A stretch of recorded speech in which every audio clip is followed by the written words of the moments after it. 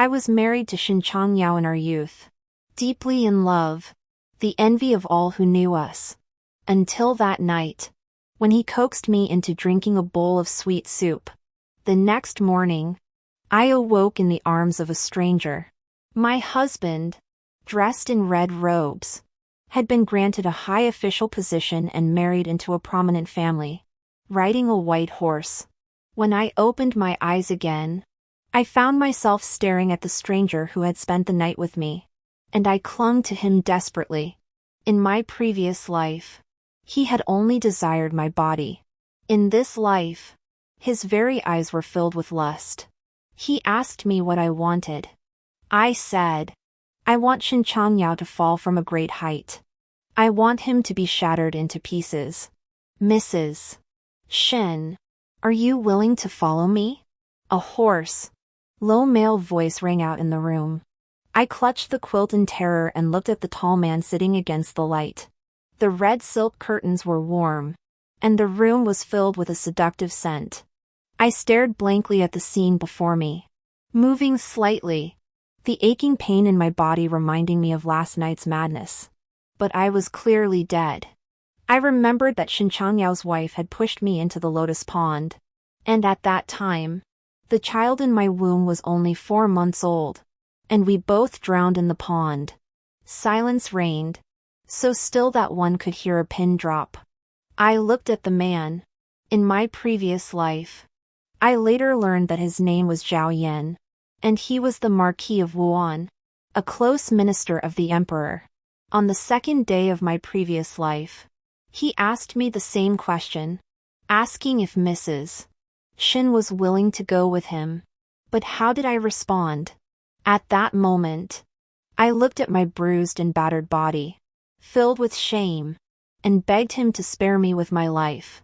But Zhao Yan merely turned his head slightly, his fingers clenched into fists behind his back, gazing at me coldly and steadily. After a moment of silence, he turned and left. Not long after, Shen Changyao took me back from the Marquis's mansion. In the carriage, he violently used his lips and tongue to clean the marks left on me by another man, his resentful gaze lingering on me for a long time. I pulled out the short knife that the Marquis of Wuan had thrown at me and stabbed Shen Changyao fiercely. But unfortunately, I couldn't kill him. I wanted to divorce him, but he knelt on the ground and stabbed himself with the knife, avoiding vital organs, begging me to forgive him and not let him die. He locked me in a room and guarded me day and night. At night, he would obsessively fondle me while despising me for being dirty and filthy. Later, I became pregnant. I calculated the timing and realized that the child was the Marquis of Wuan's. Shen Changyao refused to let me abort the child and forced me to give birth. Yet he stared at my abdomen every day with a gloomy expression, sending chills down my spine. His mother used this to humiliate me, accusing me of being unchaste and a slut. The Shen household could not tolerate a legitimate wife who had lost her virtue. So I was forced to become Shen Changyao's concubine. His new wife was the daughter of the Grand Tutor. On her second day in the household, she brought her maidservants to demand that I serve her tea. The scalding hot tea was accidentally poured all over me. She laughed triumphantly. Who knows where you were sleeping with some wild man, and now you're carrying his bastard child. Your husband is kind-hearted. Out of consideration for your years of affection, he has allowed you to become a concubine. You should burn incense and pray fervently, hoping that the Shen family will prosper and thrive, so that you, this lowly woman, may have a place to save face. Years of affection should be repaid. Shen Changyao was my father's most favored disciple. I met him when we were both young and unknown. He was exceptionally intelligent from a young age, passing the county exams and the imperial exams 6 times in a row, and even securing the top 3 rankings in all 3 exams. I met Shen Changyao when I was 13. That year, he came from Jiangnan and knocked on the door of my home. He stood at the bottom of the stone steps, dressed in a plain white robe, his face fair and stern. The spring breeze rustled his sleeves, and golden light filtered through the tree branches, casting a warm glow on his slender shoulders. The young man's broad shoulders stood straight, and he gave me a faint smile, causing even the magnolia flowers behind him to droop. In that smile, I was lost, embarking on a path with no return. In my previous life, I came to realize that scholars are often faithless men. Shen Changyao, your path to victory was paved by my father's countless nights spent by lamplight, writing every word with blood and sweat. There were also the times I knelt on the 99 steps of Puji Temple in the wind and snow, begging the Buddha to protect you. But what did those years of kindness and affection bring me? It brought me your heartless act of giving away your wife. It brought me your indifference as you allowed your elderly mother and new wife to humiliate and persecute me, leading to my tragic death. What did I get in return? My father, unable to bear the humiliation, died of anger. I bowed my head, recalling the scenes from my past life. My heart felt as though it were being squeezed, unable to breathe. The hatred and resentment with no outlet pressed down on me, leaving me no choice but to let the tears fall onto the bedsheet embroidered with crimson pomegranates. Zhao Yan spoke coldly. If you don't want to, then forget it. Stop crying. I raised my head, gently wiped the tears from my face with my fingers, and curved my lips into a smile as seductive as a fox. My body beneath the thin blanket was naked. I pulled the blanket up and cautiously extended my pale, bruised right hand toward him. My voice soft, Sir. Shen Changyao's wife died yesterday. Didn't she? The man by the bed heard this and paused for a moment before reaching out to grasp my hand. His palm was warm, wide and calloused from years of martial arts training. He took a step forward, suddenly bending down to come close to me. I was so frightened that I pressed myself tightly against the wall. Those eyes, as sharp as an eagle's or a wolf's, stared at me intently, cold and guarded, their gaze as icy as a blade. After 2 lifetimes, it was only at this moment that I finally saw what Zhao Yan truly looked like. He had a cold, stern face with sharp features, eyebrows that arched sharply into his temples, and a gaze that was harsh and ruthless. As for the figure beneath his brocade robe, despite being drugged last night, I remembered it clearly: his sturdy build, muscular physique, broad shoulders, and a tight, powerful waist. He was completely different from Shen Changyao. One was as calm and gentle as a river, while the other was a wild, cold-hearted wolf. Zhao Yan, like a wolf, brushed his rough fingers across my eyebrows, nose, and finally paused on my lips, which were still raw from last night. He whispered, "Tomorrow, I will have Shen Changyao mourn his death. This world will no longer have Jiang Qingyue." The words had been spoken, and I understood. No man would openly claim another man's wife. My left hand was beneath the blanket, my palms sweaty from clenching my fists. I repeated the motion, finally making up my mind. With a hard resolve, I sat up straight, leaned in, and gently pressed a kiss to his cheek. Zhao Yan's body visibly stiffened for a moment before slowly turning his head to look at me. Perhaps it was my imagination, but his previously cold eyes seemed to hold a fleeting glimpse of tenderness, and the corners of his mouth twitched ever so slightly. I wanted to say a few more words, but a voice came from outside the door. "Marquis, Lord Shen is here to take his wife away." My face turned pale in an instant, and I stole a glance at Zhao Yan's expression, only to see that he had returned to his previous coldness. He stood up straight, looked down at me, and said in a tone that betrayed no emotion, "Shen Changyao said yesterday that as long as he came to take you away, you would definitely go back with him. What do you say?" What should I say? It turned out that Shen Changyao had always thought this way, both in his previous life and in this one. He had me in his grasp and thought that as long as he was willing, I would be so grateful that I would leave with him without hesitation. I thought to myself and said softly, "Marquis, if you don't want me anymore, Just give me a cup of poisoned wine. Don't push me into the Shen family. Zhao Yan took the clothes beside him, threw them on the bed, kicked the door shut, and walked out. I picked up the clothes on the bed. They were all newly made of precious materials I could never afford. He was sending me out to meet Shen Changyao with him.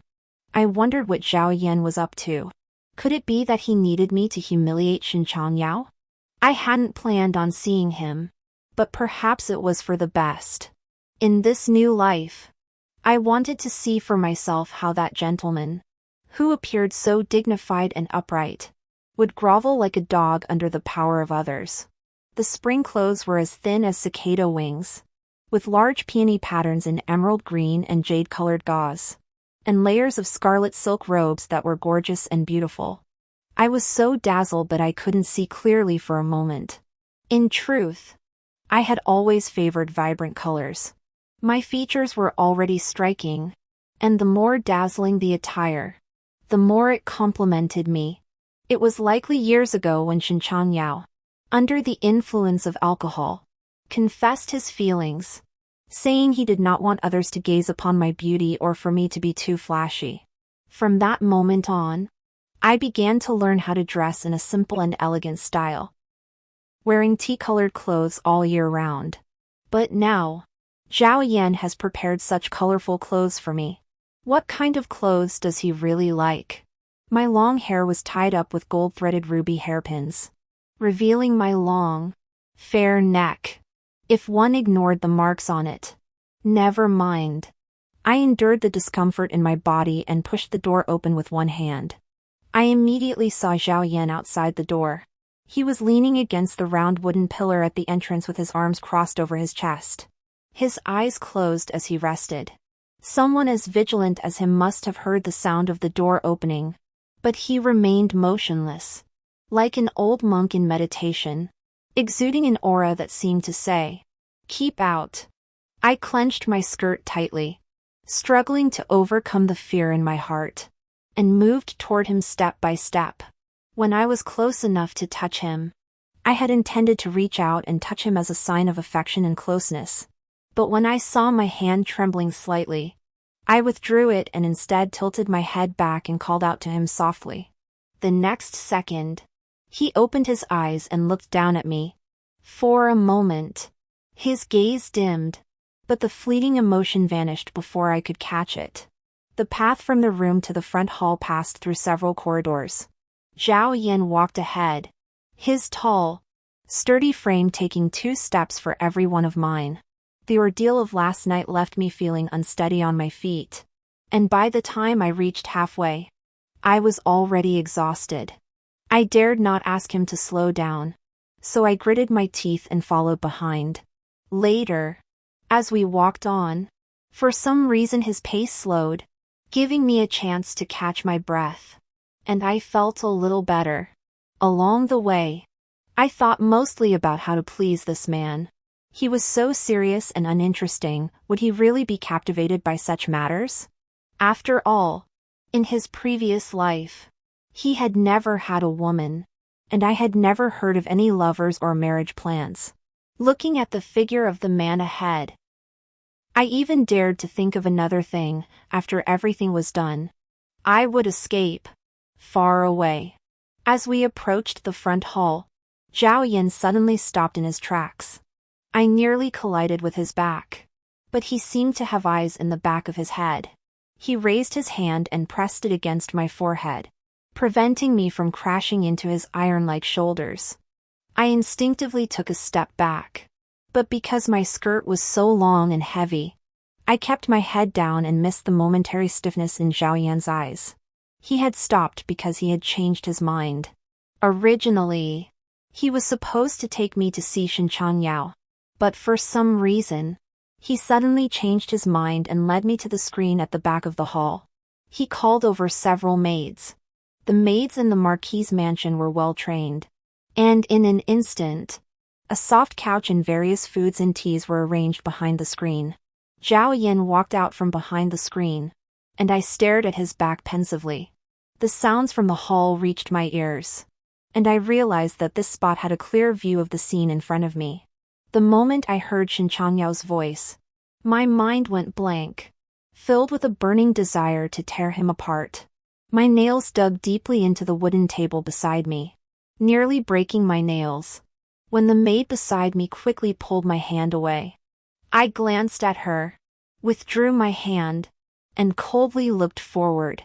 At that moment, Zhao Yan was sitting with his back to me on the chair at the head of the table. I couldn't see his expression, but I could see every move Shen Changyao made.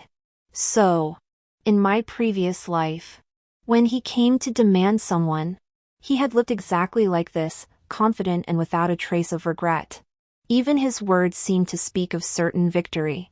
Shen Changyao's voice was not as clear as usual, but had a hint of hoarseness. Marquis, yesterday, my wife and I came here for a banquet. We were drunk and stayed at your residence. Today, my wife and I will not bother you anymore. Minister Shen, you are mistaken. There is no wife of yours in my residence.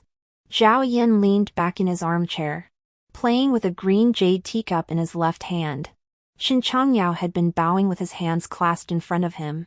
But upon hearing this, he suddenly looked up and stared straight at Zhao Yan. I saw his face turn from pale to ashen. At that moment, the sky outside, which had been bright, suddenly darkened. Heavy clouds rolled in and pressed down, and Shen Changyao's figure swayed for a moment in the flickering light. But in the blink of an eye, he stood still. His hands, hidden in his sleeves, were already clenched into fists, and he knelt on the ground with bloodshot eyes, begging, Marquis, you promised, just one night, you would return my wife to me. You said she didn't want to, that you wouldn't force her. Zhao Yan had been calm and collected, but now he was inexplicably irritated. She doesn't want to. Shen Changyao was clearly relieved and said, Thank you, Marquis. She doesn't want to. She just doesn't want to go back with you. Zhao Yan Yuan continued. Impossible. Shen Changyao blurted out. Zhao Yan Yuan impatiently threw something on the ground. It was something I had given him on the way here. A jade pendant that Shen Changyao had given me as a token of his love. When he threw it, the jade broke into several pieces. This is yours. Within tomorrow, I must see the funeral procession at the Shen mansion. Shen Changyao seemed half mad as he crawled over and gathered the shards in his hands. No one knew what he was thinking as he lowered his head. After a moment of silence, he turned his face, his brows and eyes filled with ruthlessness, and asked in a low voice, What about the vacancy in the Ministry of Revenue? Zhao Yan stood up, blocking my view, and seemed to glance in my direction before saying, That depends on how fast you are tomorrow. I stood behind the screen, watching this absurd scene. Suddenly, I laughed silently, the light in my eyes fading inch by inch. By the end, tears fell uncontrollably, seeping into the blue bricks beneath my feet. Zhao Yan stood before me. I raised my gaze to meet his, and the hatred I couldn't hide was directed straight at him. He froze, then used his rough fingers to wipe away the tears on my face and spoke his first words to me today, I'm sorry. I turned my face away, avoiding his hand, watching as it paused in midair before silently withdrawing. As a woman who had been given away by her husband just last night, and now saw him using me as a bargaining chip, I should have been filled with anger and resentment, yet also heartbroken. Would Zhao Yan like this? I didn't know. I could only try and see. I had something more important to do at the moment. I followed Zhao Yan's footsteps and carefully tugged at his sleeve, so lightly that it was almost imperceptible. But he stopped immediately. He turned his head and looked at me with his eyes downcast. I quickly withdrew my hand and said softly, Marquis, can I see my father? Seeing his frown, I added, just in private. I won't let anyone see me. I'm just afraid tomorrow's events will scare him. He didn't say yes or no, but asked, Have you had breakfast? I shook my head. He spoke again, then turned and walked away. We'll discuss the rest later. Eat first. I ate breakfast with my heart in my mouth, half anxious and half uncomfortable. So I didn't even notice that almost all the dishes on the table were made to my taste. Without Zhao Yan's approval, I couldn't leave the Marquis mansion. So, I thought about writing a letter and asking one of the maids to take it out for me. She followed Zhao Yan's orders, so she would certainly ask him about my matter first. Even if she couldn't deliver the letter, she could at least remind him again. Just as I picked up the brush, a servant reported, "Lady, your father-in-law has arrived." My right hand, holding the brush, trembled suddenly, leaving a long mark on the slightly yellow paper. I stared at the paper for a long time before getting up and walking out.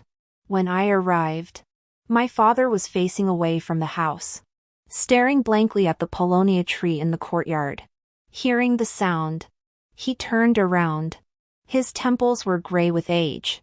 Seeing the weary figure before me, I couldn't help but cry, choking out, "Father."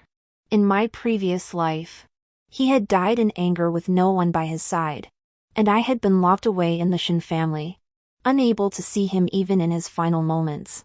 He had been frowning, but upon seeing me cry, he became flustered. "Changyao, tell your father what happened. Who bullied you? Where is Shen Changyao? Why did he leave you here alone? Why? A gentleman is compared to jade for his virtue, clear and upright, pure and untainted." My father had been praised by all as a scholar and gentleman for decades. How could he bear such a reality? So I said, "No, it's my fault. I fell in love with someone else and want to divorce Shen Changyao." As a father, one may tolerate a child's mistakes in every way, but one would never allow anyone to harm them. If he were to find out that Shen Changyao had wronged me, he would likely risk his life to seek justice for me. Therefore, before the matter was settled, I let him know that I had been treated this way by the Shen family. Perhaps he would follow the path of his past life. It would be better for him to blame me, to accuse me of being heartless and fickle, rather than blaming me. Jiang Qingyue. He was clearly furious, his fingers trembling slightly beneath his sleeves. "How did I raise you all these years? How could you be so ungrateful? That Changyao treated you so well, willing to pluck the stars from the sky for you, and yet you could bear to treat him this way? Look, Shen Changyao truly loves me. Even my father was deceived by him. No one knows that this love, in the face of power and influence, is like sand blown by the wind. It vanishes in an instant." I lowered my head and pretended to be angry. "Anyway, I really love the Marquis, and I've divorced Shen Changyao, but he probably isn't willing to accept it and would rather I were dead. So if there's any news of a funeral in the Shen family tomorrow, don't take it seriously. How could I have a daughter like you?" He raised his hand, then lowered it, searching for a stick. Finally, he found a branch and was about to strike my arm like he did when I was a child. I didn't try to dodge it, but the branch was stopped midway by a large hand. The hand caught the branch, pushed it away respectfully, then pulled me behind him. Zhao Yan stood in front of me and called out calmly, "Father-in-law." My father took 2 steps back and raised the tree branch. "Marquis, don't shout. Who is your father-in-law? I only have one son-in-law, Shen Changyao." Zhao Yan heard this, bit his lip, and didn't say anything else, only saying, "Don't hit her." I stepped out from behind him and continued, "Father, a wise bird chooses its tree to nest in. I've met someone better. Escaping this life of suffering is a good thing." Zhao Yan was by my side, and I didn't want to say more, so I only said a few more words to provoke my father. Later, my father left the Marquis's residence with a look of disappointment on his face. Before he left, I couldn't help but call out to him, But he didn't even look back at me. I did it on purpose to make him so angry that he would leave. With his temper, after something like this happened, he would feel ashamed to face Shen Changyao, and only then would he leave. As long as he left here and went far away, I would be free and unencumbered. The square courtyard was drenched in rain. The wet tiles glistened in the rain, and raindrops fell on the overlapping tiles, making the scene seem even more desolate. The absurdity of yesterday and the events of today were too much for me to bear. At this moment, I needed to rest. So I let myself faint, falling in the direction of the man beside me and landing in his broad, warm chest. I was pretending at first, but I didn't expect to actually faint. I only remember him picking me up and walking quickly. During my unconsciousness, I didn't sleep soundly. Vaguely, I felt a pair of hands gently rubbing my cheeks, restraining their strength as they stroked me again and again. However, when I woke up, the room was empty. The sky outside had grown dark, and the air, still damp from the rain, was heavy with humidity. In the dimly lit room, only a few candles flickered, their wicks occasionally crackling. I sat on the bed, slowly curling up and hugging my knees, crying silently. Tears welled up in my eyes, soaking the silk quilt, and no matter how much I wiped them away, they kept flowing. It wasn't until that moment that I dared to calm down and think about the days I had wasted, hate the past, and fear the uncertain future. Why me? What did I do wrong to deserve this? This world is so cruel. Everyone cares only about whether I am loyal to my husband and remain chaste until death. But no one cares that I am a living, breathing human being, not an object to be traded for power and desire. A faint sound came from inside the room. I tensed up and exclaimed, "Who's there?" A maidservant emerged from the shadows. Her expression panicked. "It's me, the servant. There's no one else." I composed myself and asked her curiously. I didn't ask if there was anyone else. She bowed her head. Yes. The servant was nervous. Today is my first day serving the lady, so I was a bit nervous. "Don't call me mistress." I got out of bed, sat in front of the mirror, thought for a moment, and added, "The Marquis has not yet married, and he will have a legitimate wife in the future. So you must not call me that." Of course, I was not willing to be his concubine. He would eventually grow tired of me. And when that happened, no matter where I ran, he would not care. She was a little embarrassed, but It's fine. I interrupted her. "What is your name?" After asking her a few questions, I had a general understanding of the situation in the Marquis's mansion.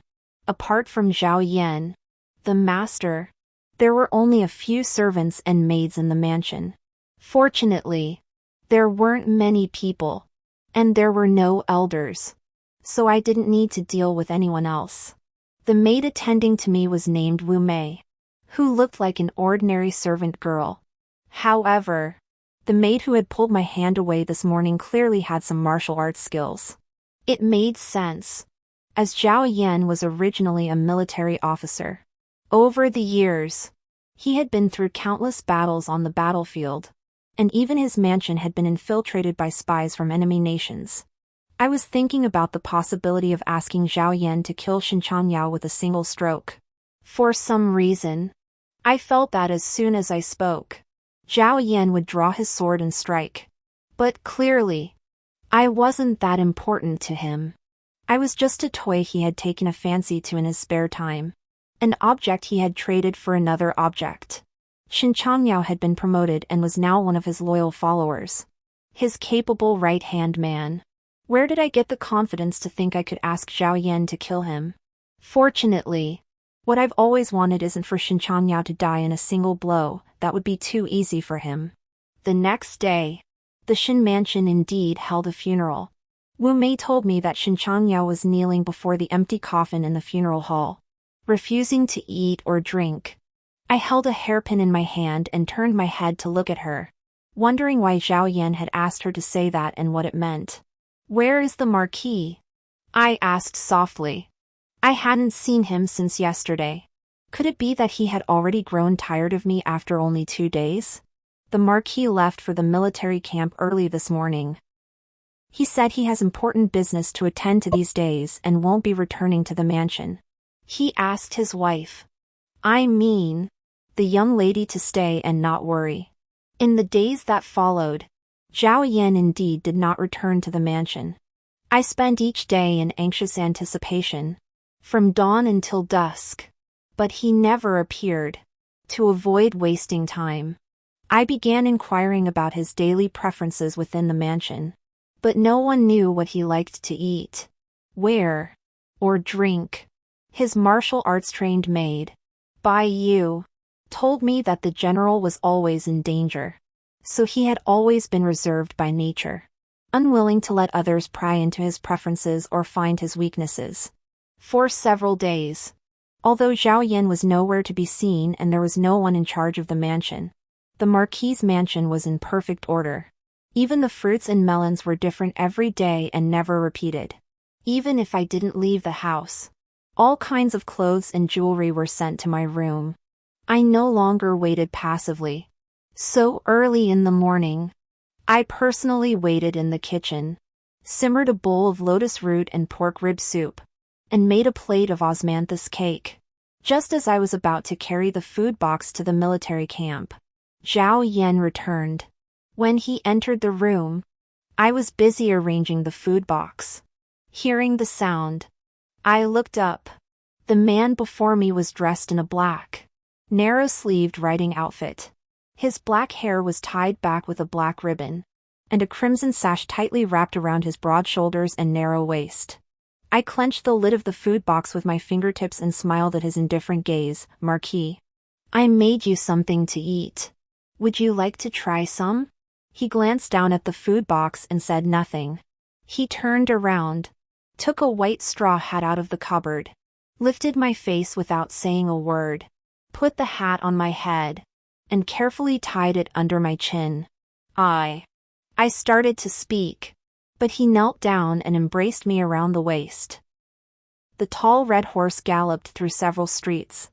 The man held me tightly in front of him as the horse ran swiftly, and I felt as though I might be thrown off. Yet his large hand remained firmly gripped around my waist. I bit my lip and cursed him in my heart, rough brute. In the blink of an eye, the horse stopped at the city gate. He lifted me off the horse and leaped onto the city wall. Looking down at the scene on the long street, I realized what he had brought me to see. From the donkey gate came a funeral procession. The man leading the procession was dressed in white. His eyes lowered, his expression sorrowful. I remembered, today was the day of my funeral. Once today was over, there would be no more Jiang Qingyue in this world. Through the white veil, I tried to see Shen Changyao's eyes. White paper money fluttered through the air, and a few pieces were blown onto the city wall. I reached out to catch the flying flowers meant to mourn me, holding them in my hand and gently rubbing them. The white and black figures on the city wall went unnoticed by anyone. I stared for a while, feeling no emotion, yet an inexplicable restlessness filled my heart. I turned my head to look at the man behind me. He wrapped his arms around me, holding me tightly, and with his right hand, he gripped my jaw, forcing me to look forward. Zhao Yan bent down, his eyes fixed on the front, his hot breath brushing against my ear. "Jiang Qingyue, look clearly. From now on, you have nothing to do with him." My heart skipped a beat, and I stared blankly ahead, instinctively feeling that this was a good opportunity. So, I raised my hand and gently climbed onto his hard forearm, feeling the heat and tension under my fingertips and palm. I said softly, "Marquis, Qingyue thanks you for letting me see what an ungrateful, cold-blooded, and heartless person he is. From now on, Qingyue will only follow you. As long as you don't reject me, I will only have eyes for you. The breath behind me paused for a moment. I couldn't see his expression, only feeling his fingertips brush against my cheek. My heart was pounding. I had never expressed my feelings so directly. Not even to Shen Changyao. But I had only known the man in front of me for a few days. Thinking of this, I felt a pang of regret. Perhaps at this moment, I looked more like a lowly, promiscuous woman. Zhao Yan liked married women, perhaps he enjoyed the thrill of secrecy and coercion. My direct confession might leave him unmoved. Fortunately, he was moved. Zhao Yan withdrew his hand, pulled me into his embrace, and I heard a faint good. The wind on the city wall was strong, and the sound was carried away for miles. I doubted I had heard correctly but dared not ask. So I obediently let him hold me. Back at the mansion, I followed Zhao Yan to have dinner.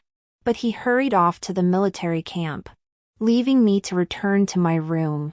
Seeing the empty table inside, I called out to Wu Mei. "Where's the food I left here this morning? Why is it gone?" I thought the food would be cold by now, so I told her to throw it away. Without my orders, no one would touch anything in this room. So I asked her about it. Wu Mei said, "The Marquis had it taken away." I nodded and was about to let her leave when she seemed to want to say something. I told her to speak up. Wu Mei finally said, "Marquis, Yangxing said that you can't eat osmanthus cake because it will give you a rash." So, Yangxing was the young guard at Zhao Yan's side. I knew that he had been with Zhao Yan for more than 10 years. I took note of this and was glad that he was busy and didn't have time to eat the food.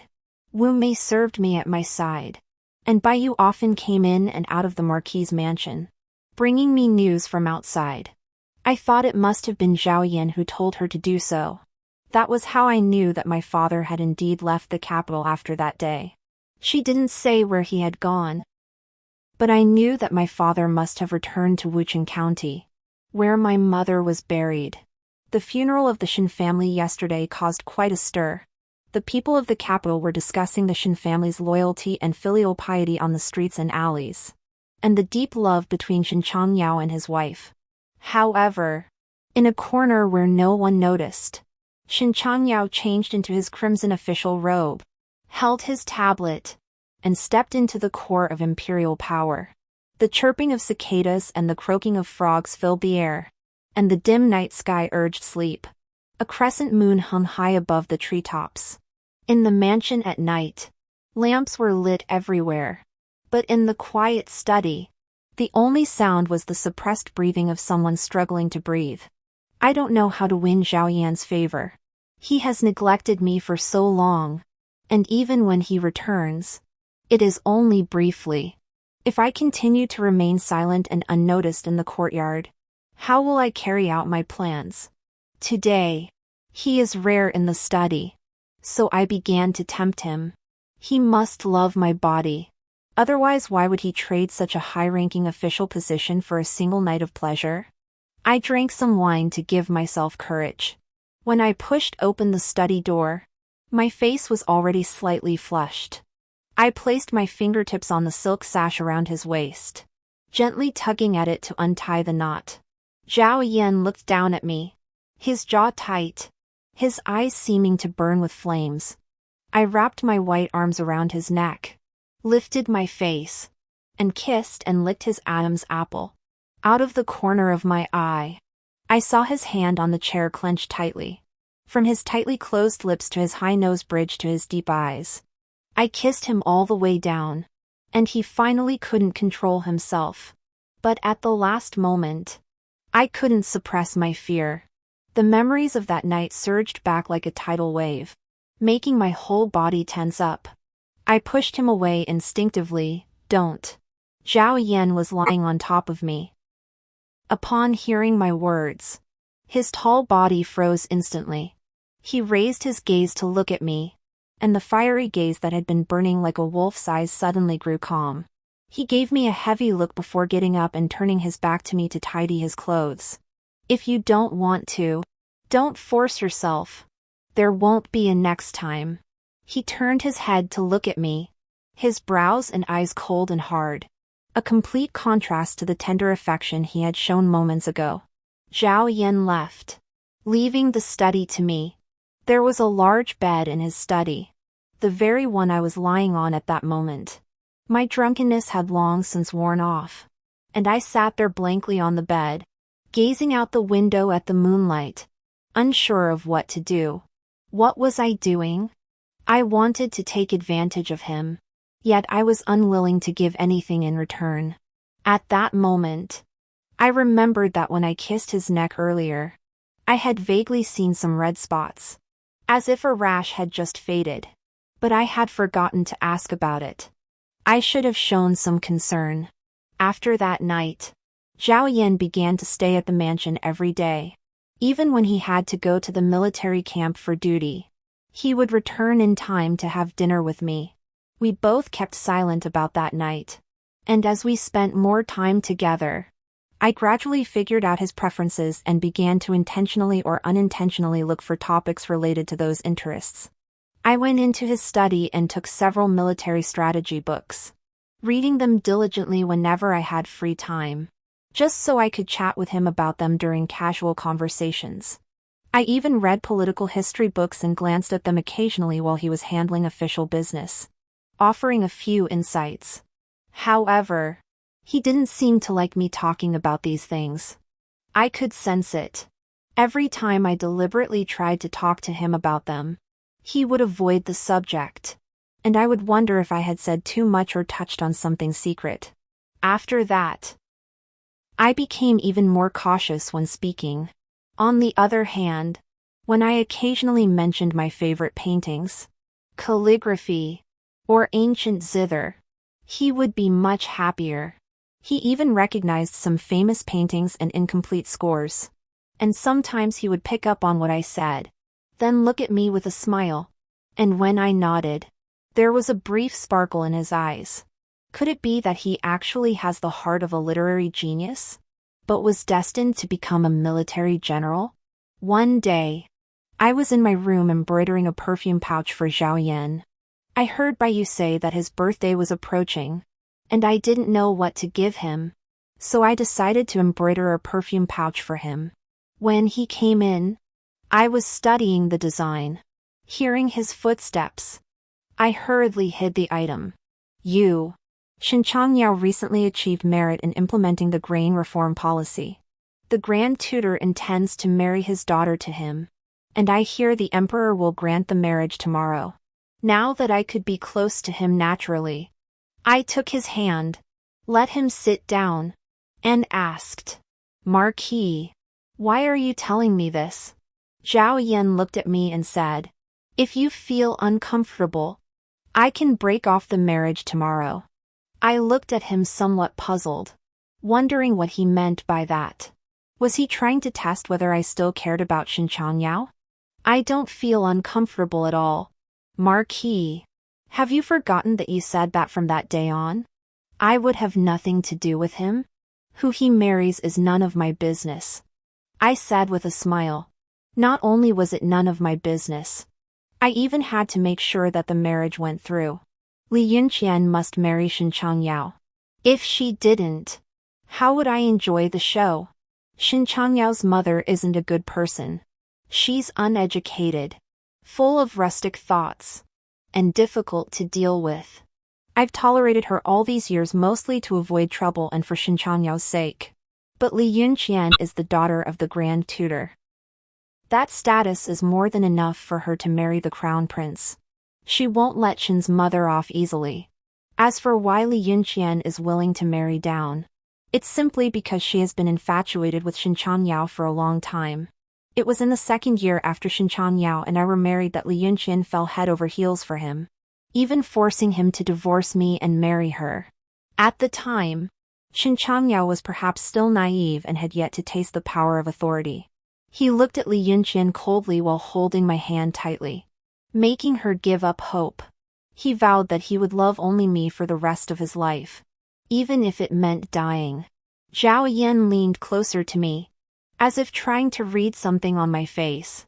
But his eyes reflected two small images of me, both with open, smiling expressions. I took the opportunity to fan the flames. Such a good marriage. He wouldn't refuse it. Would he? If he really refuses, it means... Before I could finish, Zhao Yan snorted coldly, gripped my wrist, and whispered, "There won't be such an opportunity." On Zhao Yan's birthday, the mansion was still quiet. I was a bit surprised. Given his influence in the court, once people found out it was his birthday, the doorsteps would be worn out. Why was it so quiet now? Wu Mei then told me that he had fabricated his birthday to the outside world, saying it was September 17th, and that today was his real birthday. Bai Yu was Wu Mei's older sister. She didn't have a very good temper, but she was angry with her younger sister and looked at Wu Mei angrily. "Why did you say everything? You're going to ruin the marquis reputation." Wu Mei opened her round eyes and retorted, "I only told the lady. I didn't tell anyone else." "You better not. Last time, you told that dog in the corner that the marquis didn't like chestnuts. I was afraid I would forget before I got to the lady, so I used the dog to remind me. Is that not okay?" It was a hot summer day, and the heat was intense. Large barrels of ice were placed in the courtyard to cool off. I fanned myself and smiled at the two sisters arguing. Bai Yu had now become my personal messenger, though I didn't know who had instructed her. Whenever she had a chance, she would tell me about the matters concerning the Shen family. For instance, the new lady Shen was in a bitter dispute with her mother-in-law, causing Shen Duran to refuse to return home every day. I couldn't help but smirk inwardly. That was only natural. In my previous life, when Li Yunqian entered the mansion, I was the family's disgrace, and everyone had a reason to scold me. She and Shen's mother had found a common target for their resentment. Now that I was gone, they naturally turned their hostility toward each other. I led Wu Mei and the others to decorate the mansion modestly for the birthday celebration, setting up birthday noodles, a birthday banquet, and a few red lanterns, just to make it feel special. Wu Mei came close to me and whispered, "The Marquis will be very happy when he sees this. No one has ever celebrated his birthday before. He has always been alone. It's so good to have a wife." When Zhao Yan returned, I was directing the servants to hang lanterns on the eaves. I backed away and didn't notice the steps behind me. Just as I thought I was about to fall, he caught me from behind.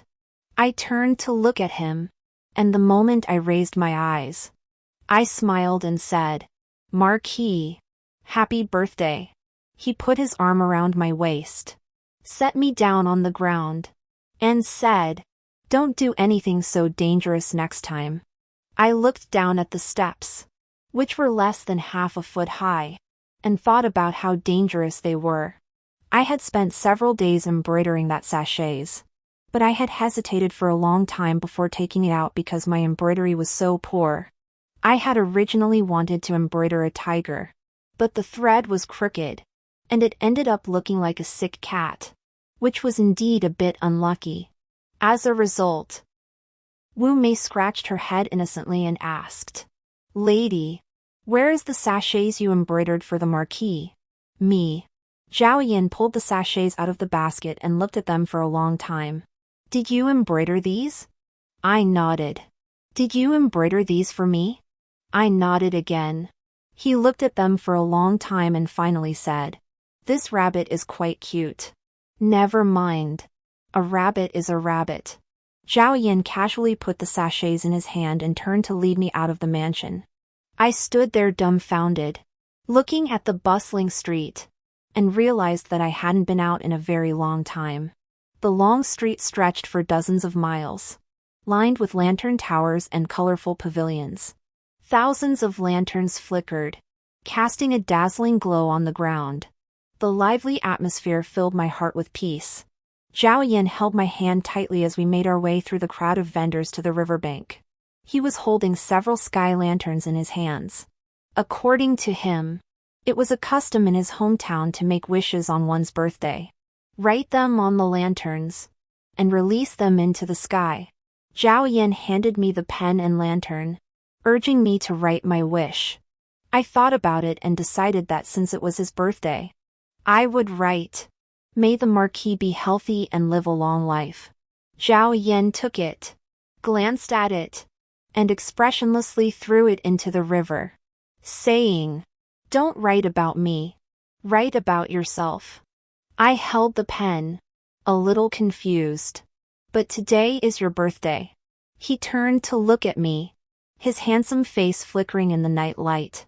"From now on, every year, I will give you my birthday wish. I don't need it." What? Did I just catch a fish? It was hard to imagine such affectionate words coming from the mouth of a man as cold and hard as iron. I smiled and handed him the pen. "How can you write a wish for yourself? If you don't mind, Marquis, why don't you write it?" He stared at the pen for a moment, then turned away and said coldly, "Write it yourself." I suddenly realized I had never seen his handwriting before. Someone like Zhao Yan must have a strong, forceful style. I took the lamp and wrote a few more words on it. I knew exactly what Zhao Yan wanted to see right now. I held the lantern with my writing in front of him and said happily, "Marquis, look. I'm done." Zhao Yan looked at the words. The corners of his mouth turned up slightly, but then disappeared as if afraid of being seen. I looked up at the sky lanterns flying away like stars and tugged at the corners of my mouth. He was obviously happy. What I had written was, "May I be with the Marquis every day." On the way back, I wanted to take the Mingxi Alley because there was a place there that sold delicious apricot flour rice cakes, and I wanted him to try them. But as we approached the alley entrance, Zhao Yan suddenly grabbed my arm and insisted we take another route. No matter how much I pleaded, he refused. Just as we were arguing, a woman's voice interrupted us. I turned to look and saw a man and a woman under the lantern light. The speaker was Li Yunqian, dressed in red, standing beside Shen Changyao, who was staring intently at my hands tightly clasped with Zhao Yan's.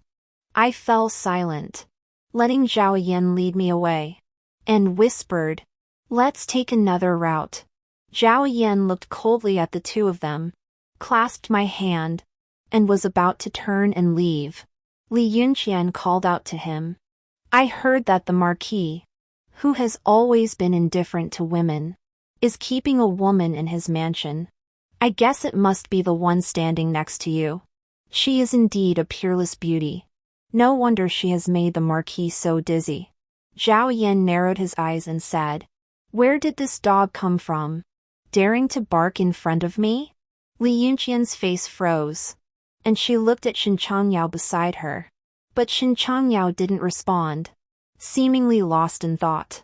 I noticed Li Yunqian's movement and asked subconsciously, "Are you pregnant?"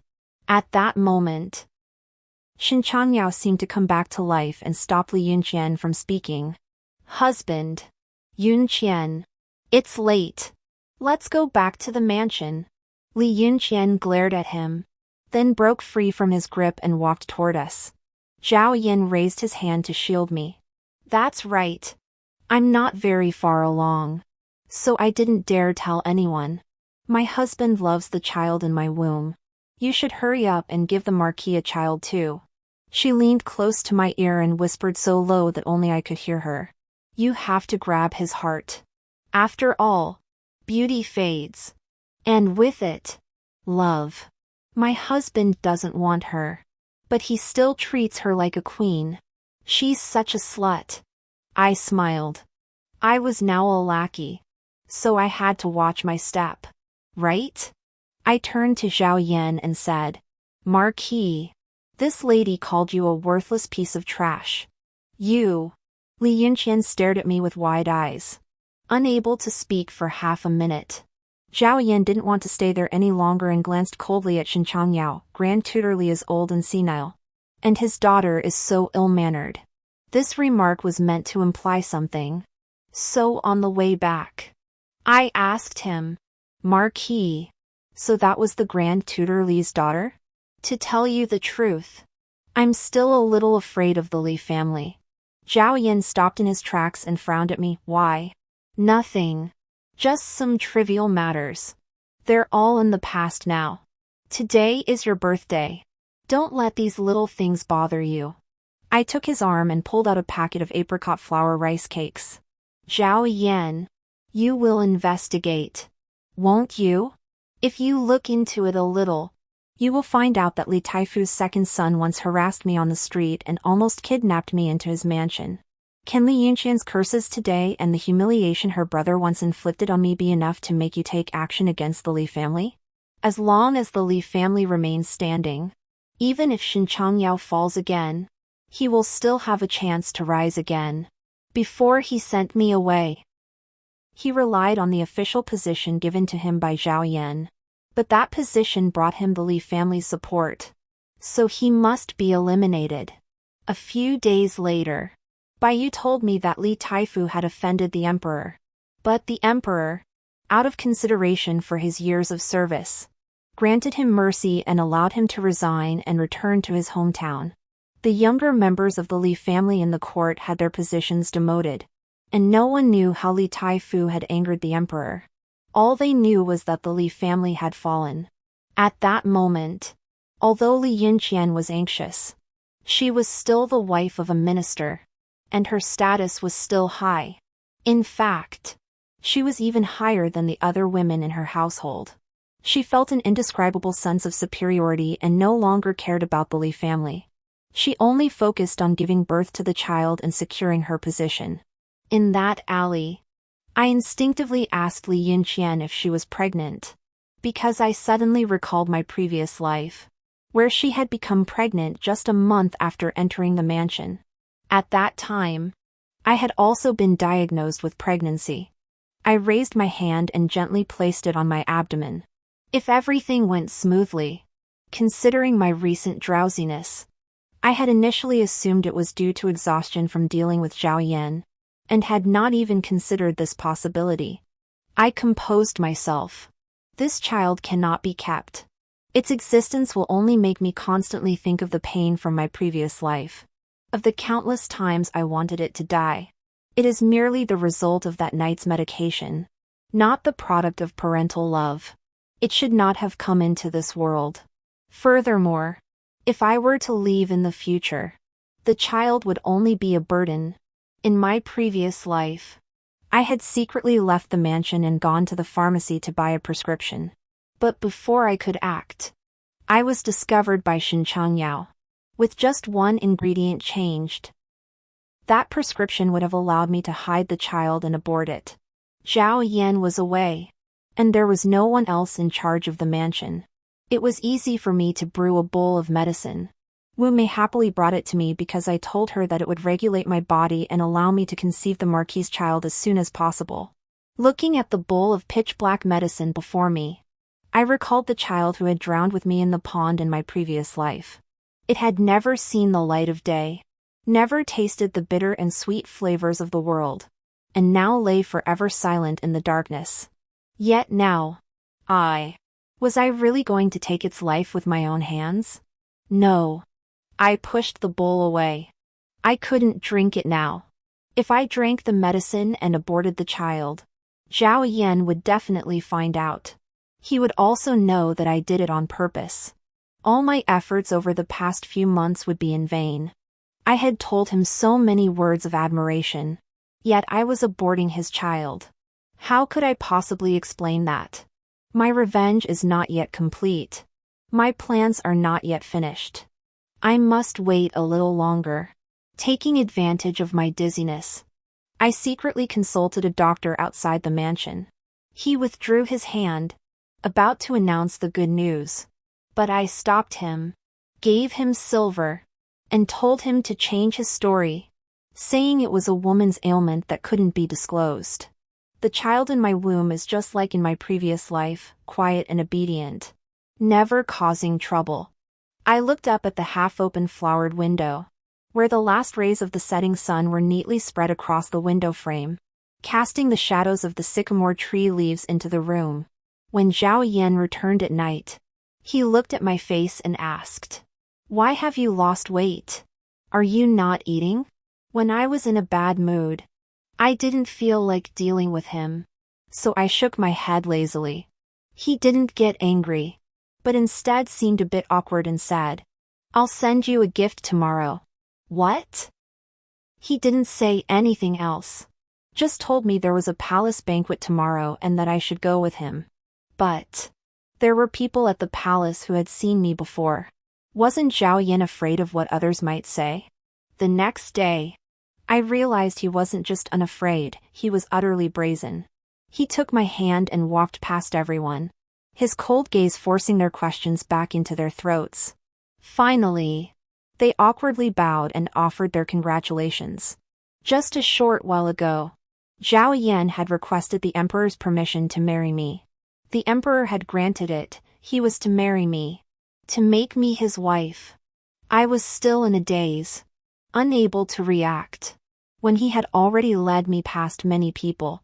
Every time we passed someone, he introduced me in a gentle voice, "This is my wife, Jiang Qingyue." I was still Jiang Qingyue. I looked up at Zhao Yan. His brows and eyes were gentle and joyful at that moment. The crowd murmured quietly, and I happened to hear a few words. "Why does the Marquis Zhao's wife look so much like the late wife of Minister Shen? Did you notice that too? Could they be twin sisters? That's impossible. Mr. Jiang only has one daughter. Then it's really strange." Among the women at the banquet, there were a few who recognized me. They covered their mouths with handkerchiefs and whispered among themselves. Standing in the middle of them was Li Yunqian, and I doubted they were saying anything nice. I didn't pay much attention to them. If Zhao Yan wasn't afraid of these rumors, why should I be? After a while of commotion in the hall, Zhao Yan sent someone to escort me outside for some fresh air. Bai Yu followed closely behind me. We walked to a pavilion by the water, and I stopped, my thoughts in disarray. Before I could sort them out, a figure appeared before me. I looked at him warily and took a half-step back. Bai Yu, seeing this, stepped in front of me. By all accounts, he should have been in high spirits with his prosperous career and beautiful wife by his side. But the expression on his face as he looked at me was inexplicably gloomy. Is he good to you? Shen Changyao looked at me. Of course he is. Our Marquis is not someone you can compare to, Bai Yu said coldly. Angrily, Shen Changyao ignored her and looked straight at me. That day, he forced you to stay, didn't he? He is powerful and lusts after you. Are you afraid that he will harm me? So you chose to stay by his side? I almost laughed in anger. When had he become such a disgusting and despicable person? Shen Changyao, I never knew you were such a self-important and arrogant person. Did I flatter you too much in the past? Making you think that I would live and die for you? Even sacrificing my dignity? No. He pushed Bai Yu aside, grabbed my arms with both hands, and whispered hoarsely, I can only do this. I can only deceive myself. I regret it. Yu. It was my mistake. Yu. Please forgive me. Just this once. I won't dare to do it again. It was my moment of foolishness. I was blinded by power and authority, which led me to commit such a heinous act. Come home with me. I promise I'll treat you as I did before. I'll love you properly. I only love you. Yu. Let go. Bai Yu held the sword horizontally against his neck and warned coldly. Shen Changyao's eyes were red, and he took a step forward, blood seeping from his neck. He laughed madly. Let her kill me. Let her do it. Without you, I don't want to live another day. I watched him coldly, my expression calm. If I hadn't gone through that path in my previous life, I might have been moved by his deep affection. What a pity. I raised my hand to slap him, but saw him kicked to the ground by someone. The person stood behind me, one hand holding me back. Marquis. I looked at Zhao Yan. Shen Changyao, who was lying on the ground, pushed himself up with both hands and looked at Zhao Yan behind me. Then he slowly knelt down, bent his spine, lowered his head, clenched his fists, and begged humbly and pitifully, Marquis, Zhao Yan, I beg you. I'll give you back my official position. I beg you. I beg you to give me back my wife. I beg you. In the time I knew Shen Changyao, he was an extremely cold and arrogant man. Once, someone offered him a fortune for a painting, but the man had spoken in a way that displeased him. So he endured the pain of being beaten with sticks and refused to give in. Yet now, he was kneeling before me like a dog, offering up the high official position he had always dreamed of, begging another man to return me to him. My fingers clenched tightly, my heart racing as I waited for Zhao Yan behind me to speak. The man's voice rang in my ear, low and powerful, Shen Changyao.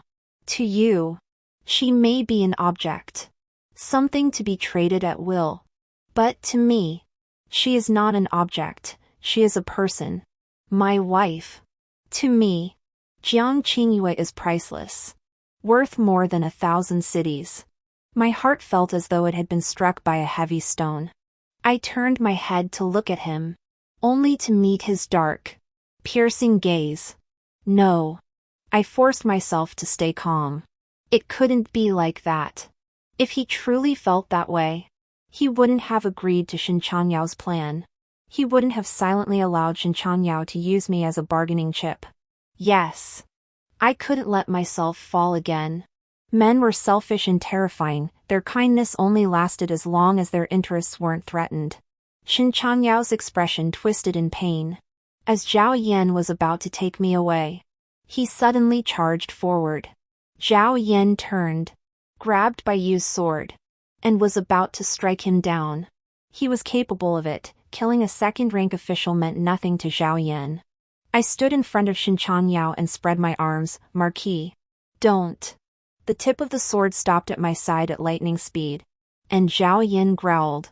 Are you crazy? Don't you want to live anymore? I was also a little scared, and sweat was pouring down my back. I was about to say something. Shen Changyao grabbed my hand, lowered his head, and asked, You still care about me, don't you? You still care about me, don't you? I know. I knew it. We were childhood sweethearts. You wouldn't forget me so easily. I looked at Zhao Yan without saying a word. He was also looking at me, his cold, ruthless eyes fixed on me, as if waiting for an explanation. However, I remained silent. Zhao Yan threw down his sword, pulled me close to him, and asked through gritted teeth, He treated you like that, and you still think of him?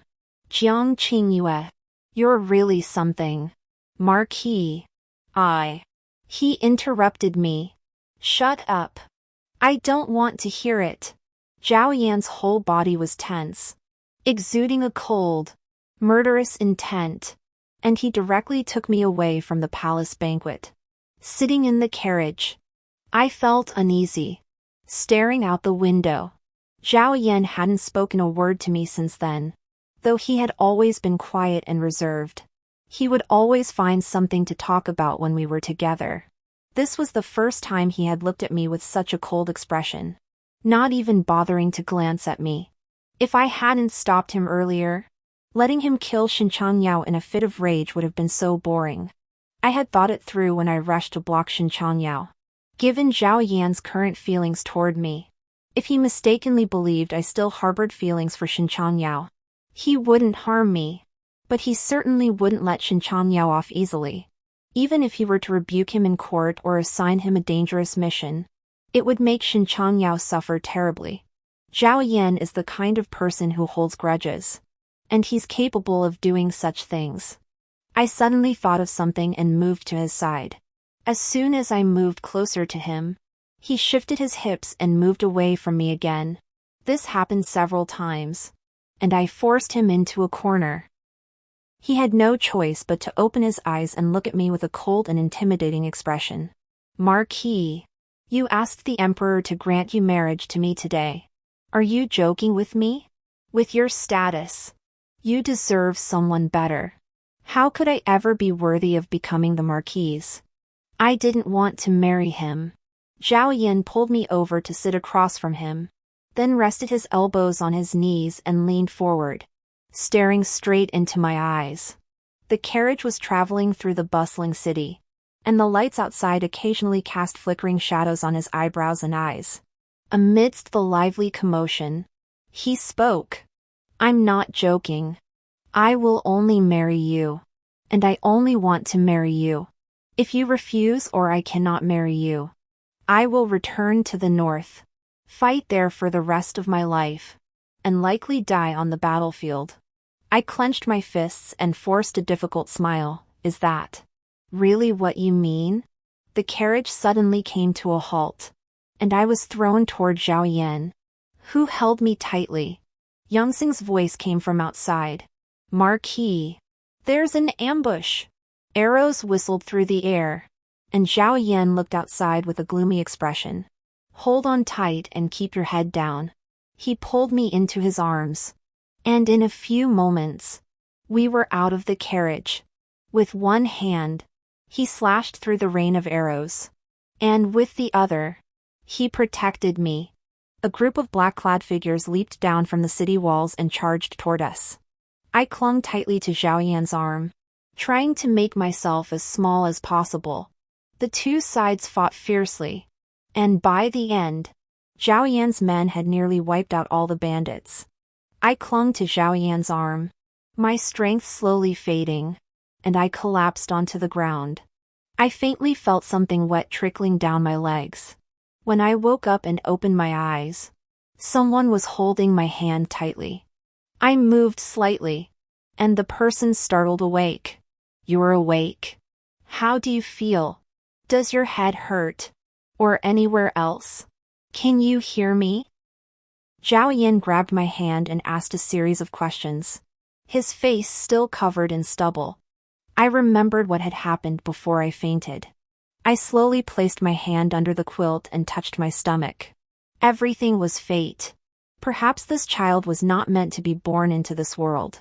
Zhao Yan seemed to have realized something and spoke cautiously. You're pregnant. It's our child. What?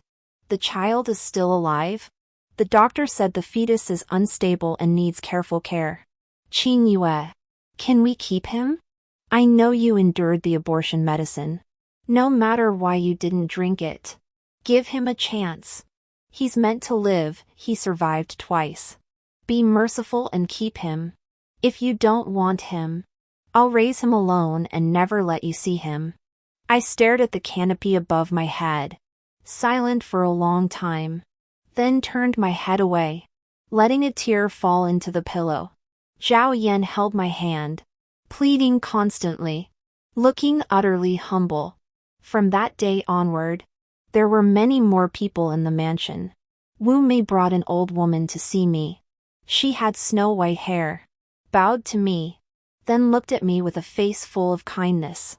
Wu Mei said from the side, "This is the Marquis's wet nurse."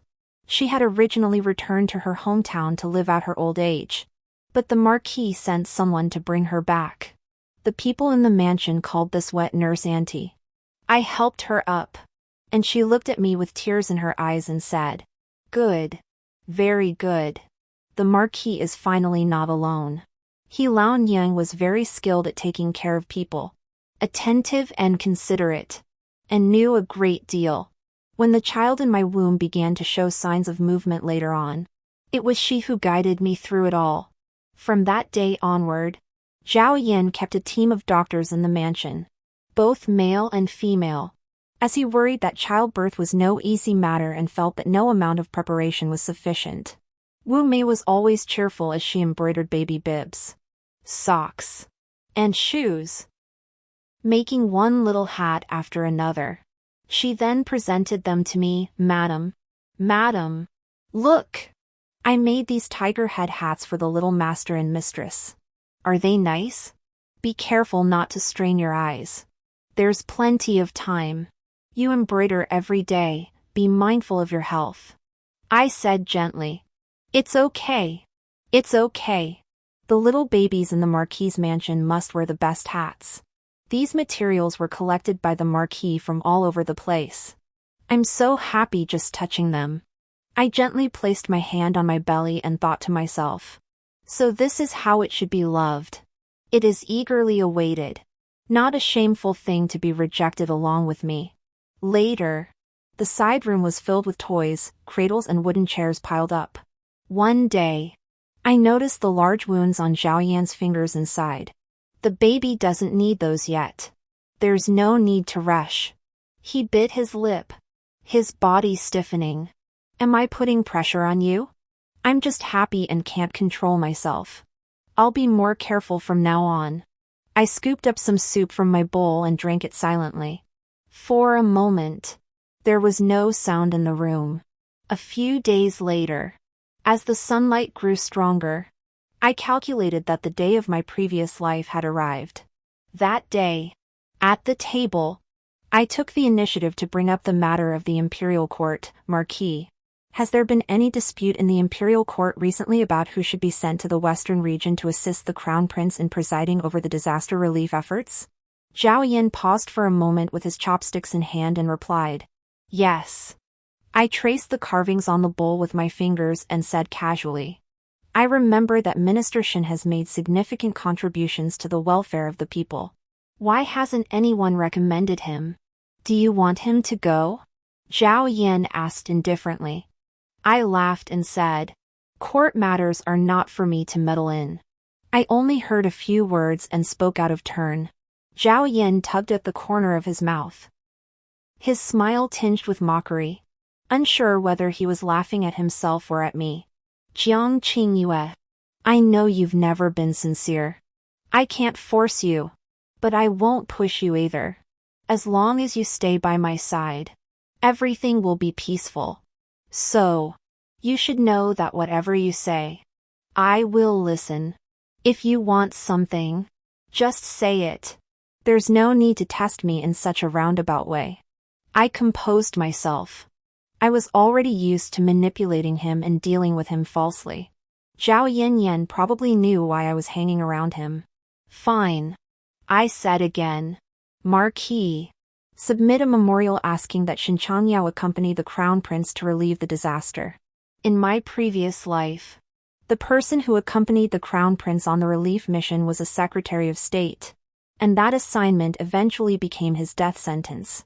The crown prince was stubborn by nature and refused to listen to the words of his ministers. He insisted on his own way in the relief effort. And the secretary of state, being of low rank and dare not speak up, could only let him do as he pleased, which eventually led to a popular uprising. When news of this reached the capital, the crown prince was merely reprimanded, while the minister was implicated and nearly executed along with his entire family.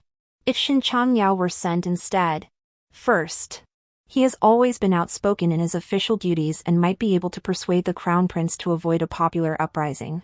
Second, regardless of whether he could persuade the crown prince, his fate would be grim afterward, either being dismissed from office or bearing the crown prince's grudge, neither of which would be favorable. The next day, Shen Changyao indeed left the capital with the crown prince. I calculated the itinerary in the mansion and estimated that the outcome would be known soon. During my days of waiting in the mansion, the fetus in my womb grew larger, nearly 5 months along, though it was still barely noticeable beneath my loose robes. That day, an invitation from the crown prince's consort arrived at the mansion, inviting the women of the noble families to admire the lotus flowers. Zhao Yan frowned, snatched the invitation, and said indifferently, You are not allowed to go. I have refused her. I pleaded with him. I have been confined to this mansion all day. I am about to go mad. The doctor also said that walking around more would be good for the child. If you're worried, you can come with me. After all, there are other women without their husbands. Zhao Yan stared at me blankly, his fingers trembling slightly as he held the invitation. Husband? I looked away and whispered, yes. Come with me. I knew what he wanted to hear. So I said it. Because I had to go out, I still had a move to make regarding the crown princess.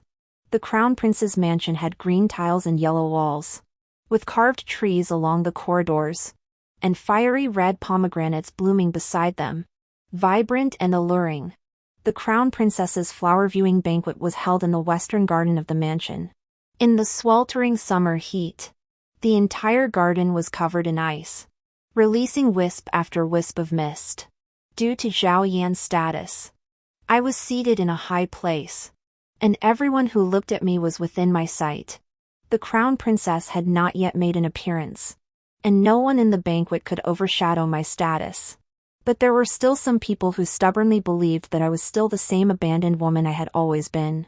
Li Yunqian spoke softly, but her voice was clear enough for everyone at the table to hear. I don't know why, but I always feel that you, Mrs. Shen, bear a striking resemblance to the late wife of my husband. Sometimes I almost mistake you for her. I traced my fingers lightly along the rim of my teacup, smiling at her. Oh, that's quite an honor. Unfortunately, I think your husband's late wife had rather poor taste. At least she died young, it's for the best. A lady nearby asked curiously. What do you mean by that? I sipped my tea, my eyes twinkling with amusement. Well, a man who could be chosen by such a woman probably isn't worth much himself. A burst of laughter filled the room. Li Yunqian was so angry she wanted to stand up. But her mother, Shen, pulled her back with an unhappy expression. Be careful of your health. Can't you watch out for my precious grandson? The crown princess came from behind, and I stood up with everyone else to pay respects. She specially helped me up before saying it was unnecessary. The flower viewing banquet was utterly boring. I took the opportunity to exchange a few words with the crown princess. After listening, she looked at me thoughtfully. I curtsied to her and walked toward the other side, just in time to see Li Yunqian and Shen's mother arguing. Li Yunqian was facing away from me, and her feet were right above the lotus pond. My heart raced, and I stared intently at her. In my previous life, she had pushed me into the pond in the same way, and the suffocating sensation of being submerged still haunted my dreams. I looked down at my palms. If only I could push her in and let her taste that feeling. My hands clenched tightly, and I closed my eyes, quickly pushing the thought away. I turned and started to walk out. Suddenly, Li Yunqian came toward me. Why are you still alive? Jiang Qingyue, why don't you just die? You did such a shameful thing, serving two men, yet you still have the nerve to live in this world. What right do you have to live? Making Shen Changyao think of you every day? Why don't you just die? She grabbed my arm and shouted angrily, her eyes filled with hatred. I shook off her hands and coldly said, Mrs. Shen, you should kneel before me and pay your respects. She sneered. You're dreaming. You're just married to Zhao Yan. That monster. He'll grow tired of you sooner or later. I'm waiting to see the day you're kicked out of this house. That will be your day of death. I glanced at Mrs. Shen behind her, an idea forming in my mind. I said to her, Mrs.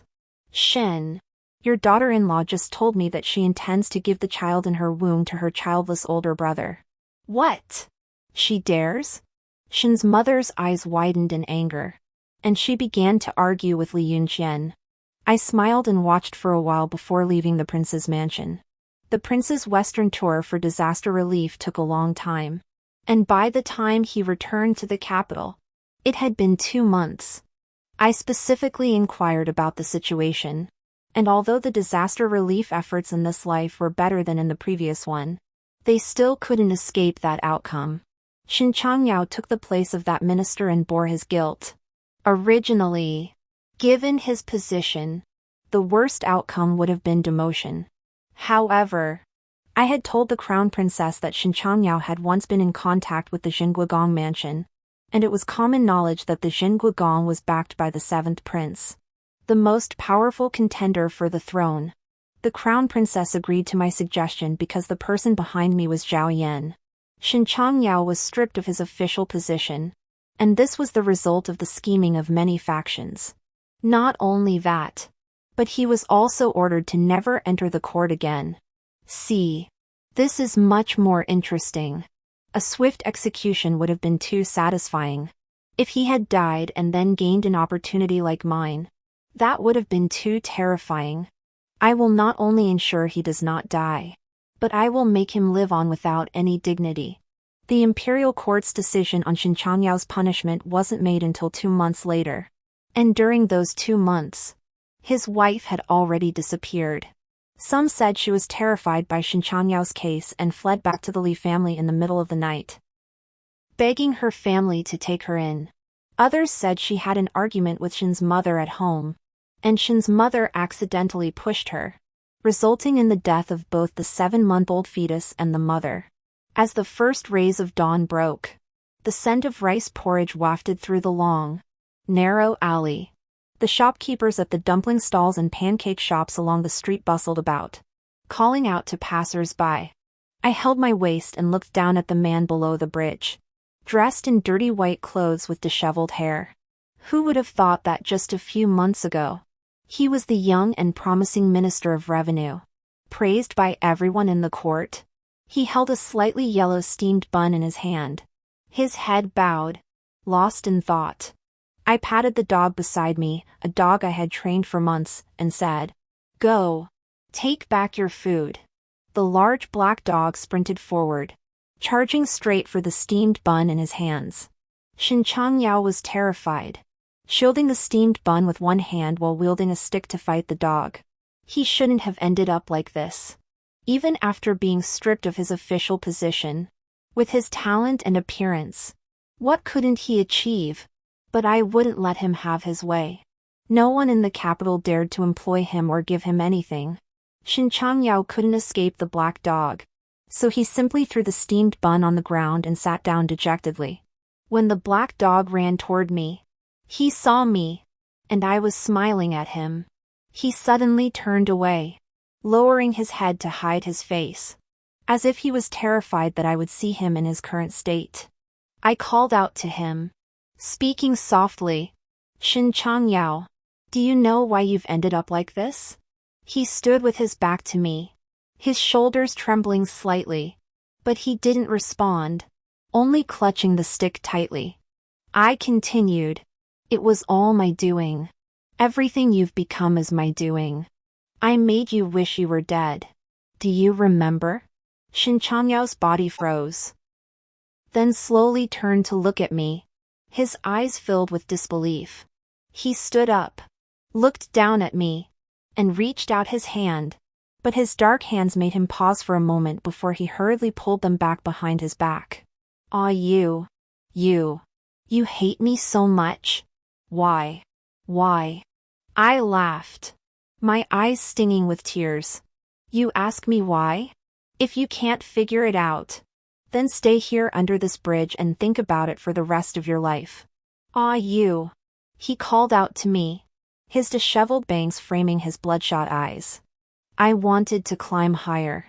If I climb higher, it would be good for you too, wouldn't it? At least those people wouldn't dare to look at you with such bold eyes. They wouldn't dare to take advantage of my lowly position and covet you. After that night, I regretted it. I wanted to climb even higher. Higher than Zhao Yan.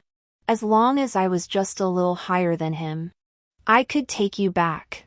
That's why I followed the crown prince to relieve the disaster. I thought I would do it as well as I had before. I turned my head to look at him, my eyes cold and lifeless. "You're still using these excuses to hide your lust for power. You really disgust me. The Marquis's carriage stopped in front of us, and Zhao Yan was waiting for me inside. I walked towards him step by step. Behind me, Shen Changyao covered his chest, vomited a mouthful of blood, bent over, and stared at that figure with resentment. After returning to the mansion that day, I was so emotional that my baby, who was supposed to be full term, started moving early. The Marquis mansion was suddenly in chaos. And when the baby was born, I fell into a deep sleep. The baby's cries echoed through the room, and the house was filled with congratulatory shouts. When I woke up, He Nyang carefully held the baby and showed it to me. Madam, it's a little boy. Please take a look. I glanced at him and immediately turned away, whispering, take him away. But He Nyang looked at Zhao Yan. Zhao Yan held a bowl of food in his hands. His voice calm, she's tired. Nyang, take good care of the child. He sat down, looked at me, and said to himself, you don't want to look at him, so I took a look for you. Newborn babies are wrinkled and look a bit ugly. I can't tell who he resembles, but the wet nurse said his eyebrows and eyes are like yours, and he'll look more like you when he grows up. I'm very happy. You probably don't want to hear more, so I'll stop here. I've made all the arrangements. For the next month, I'll stay at the mansion with you. I've found a wet nurse for the child, and the wet nurse will take care of him.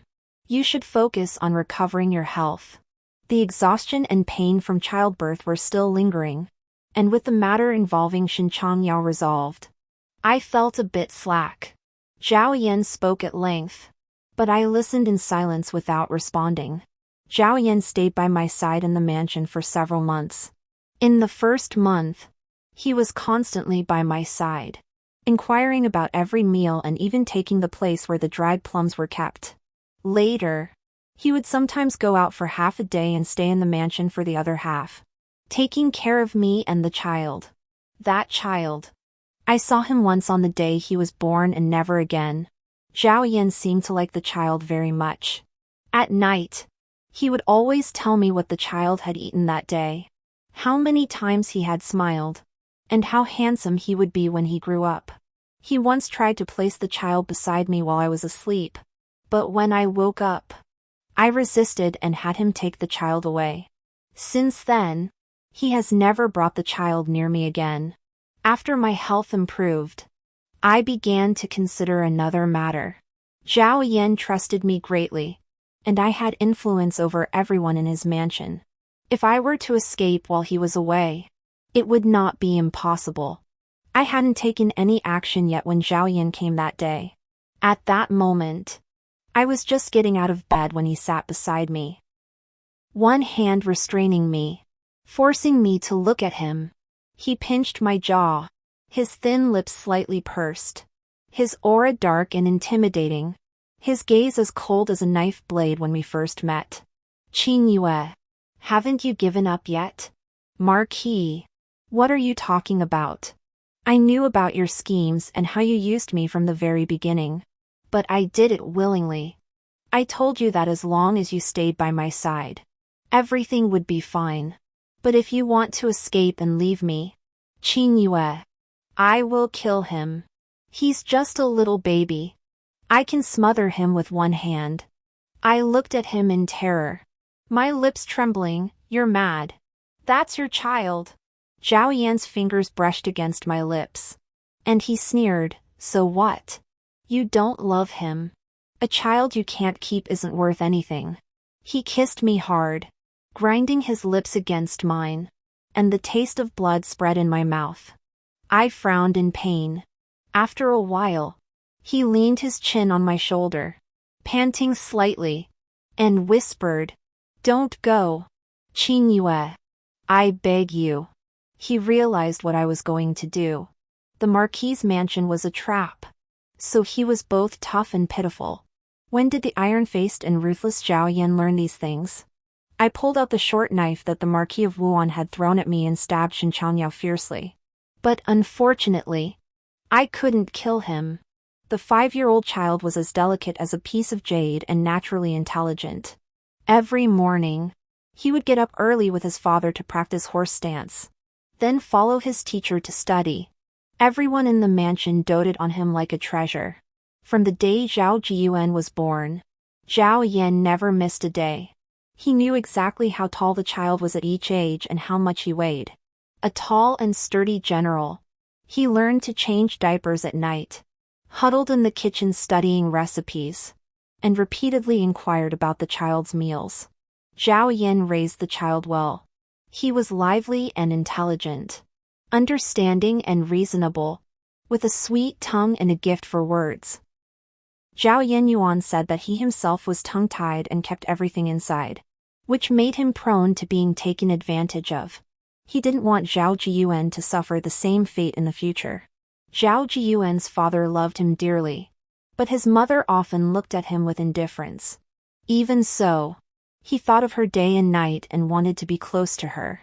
He would squat in the small courtyard and talk to the ants on the ground. Father said mother is sick. Jiyuan must be good.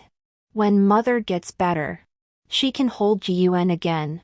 Zhao Yanyan had raised him for years, so Zhao Jiyuan should have loved him even more. Yet Zhao Yanyan taught him daily to love and respect me, telling him about the hardships I had endured, and that I loved him, while his mother loved Zhao Jiyuan. The chill had dissipated, and the sun was beginning to rise. The garden was filled with red flowers and greenery, bringing joy to the heart. The koi in the pond swam joyfully, and a few petals of the hibiscus fell, attracting a school of fish to chase after them. I sat under the tree, staring blankly at the green grass breaking through the rock wall in the distance. That vitality bursting forth from the hardness and pressure was awe-inspiring. Not far away, Zhao Yan and his son were studying as usual, neither too close nor too far from me. I turned my head and saw little Zhao Jiyuan lying on the stone table, following Zhao Yan's fingers as he read, glancing secretly at me. When he saw me looking at him, he hurriedly turned his head away. Zhao Yan's lips curved into a gentle smile, softening his stern features. He was tall, but he had been bending down for a while to accommodate Zhao Jiyuan, occasionally raising his hand to rub the back of his neck. I clenched my fingers tightly on the hem of my skirt, lowering my head for a long time before whispering, "A yuan." The voice was so soft it was barely audible, but the child heard it and immediately straightened up, his eyes shining as he looked at me. He didn't run over immediately but instead pulled on Zhao Yan's sleeve in disbelief. "Father." "Mother." "Mother called a yuan?" Zhao Yan turned to look at me. A fallen flower lingered on his shoulder for a moment before falling to the ground. He raised his trembling hand and gently stroked Zhao Jiyuan's head. "Go on. Go find your mother. Let her hug you." The sound of a blue bird echoed in the courtyard. The pond rippled gently, and a few peach blossoms seemed to compete for spring's attention. In the gentle spring breeze, the little Zhao Jiyuan ran toward me. The tall man behind him, stepping on the springtime scenery, also walked slowly toward us.